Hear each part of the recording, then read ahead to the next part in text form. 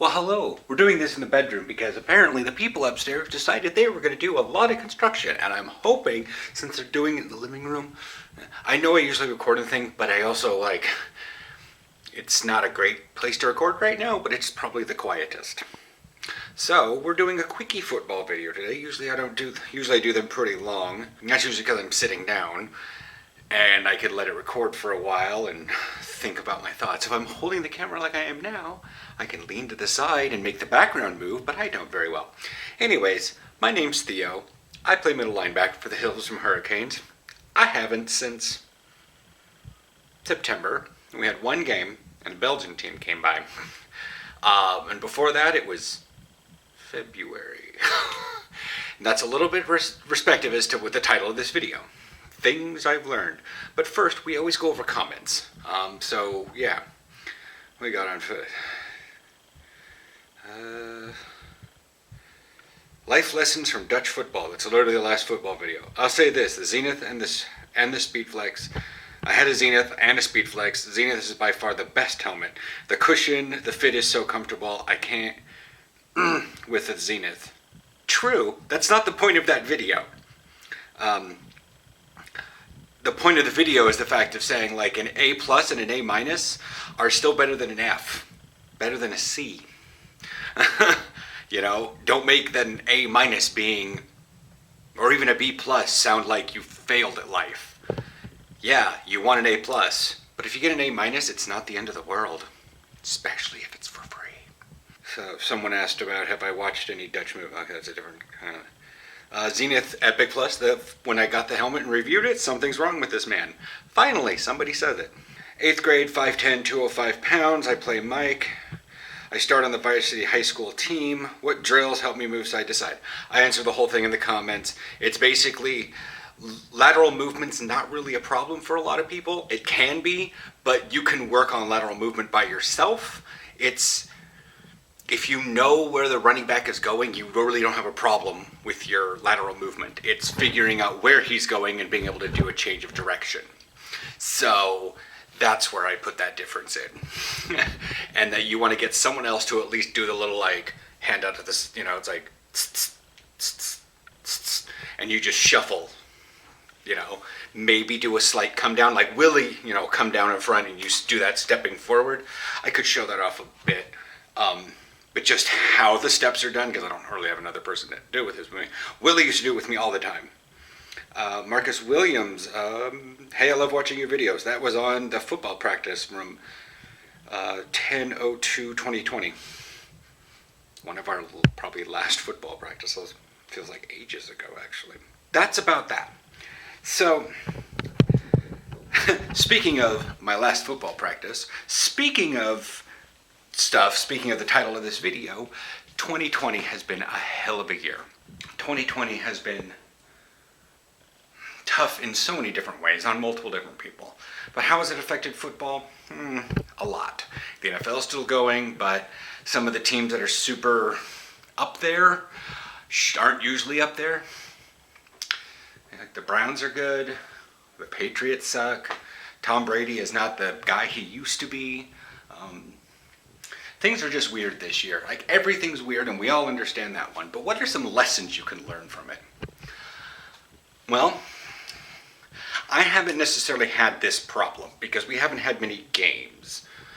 Because Corona lockdowns and stuff hit during much of our... they just totally locked down in March. And that cut the season off. And then we didn't really have to deal much with the season until, again, and then the lockdown started up again. So, fun times.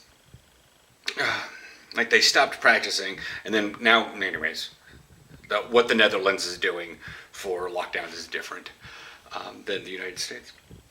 But what I've heard from various other people on Facebook about college football, high school football, and even some NFL teams that I see the news on my international app, you don't know who you're going to have. Now, that's not to say it's a bad thing.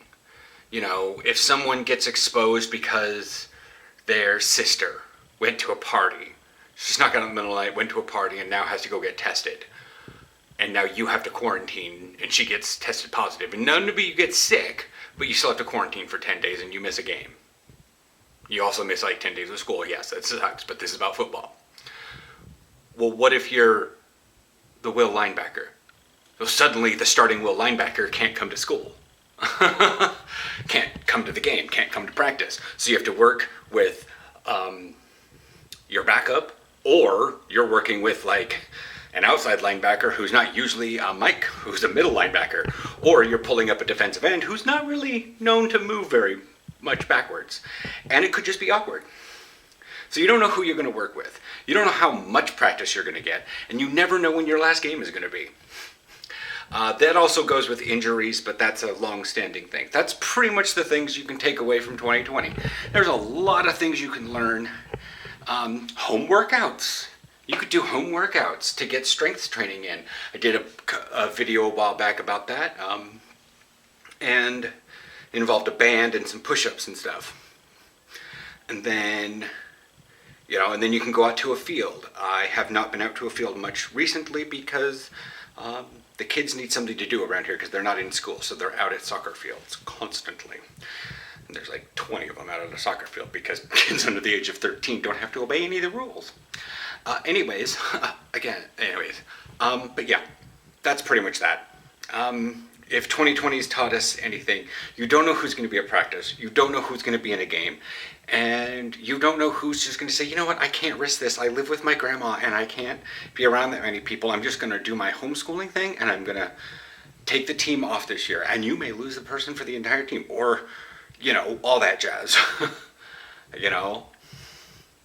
Like you still can talk to the person but that's similar into the idea of someone just up and moves away. You still talk to them online, but it's throwing everybody for a loop. You don't know when your last game is. So play every game like it's your last. The same thing goes with injuries. Treat all your teammates with respect because you never know who's going to be next to you on the field. And make sure everybody's relatively informed with what they're doing. Like, if one of our corners went down and we didn't have enough DBs for the game, we'd pull in a receiver probably. And we'd give them a crash course in coverages. And just sort of be like, well, that's how the cards got played. We got a couple receivers that could play DB pretty well, but not all of them.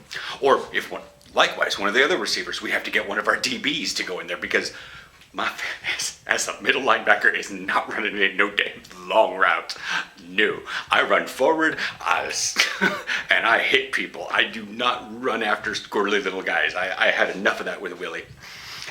But anyways, I hope you guys have a great next year. I hope we all have a great next year. I think there'll be another football video in between, but hopefully we'll have some comments on this video. Also, this is technically Christmas Day this is going up, so Merry Christmas, Happy Holidays, Feliz Navidad, Fröhliche Kerst, all that jazz. Frohe Weihnachten. Is that how the Germans say it? Sure.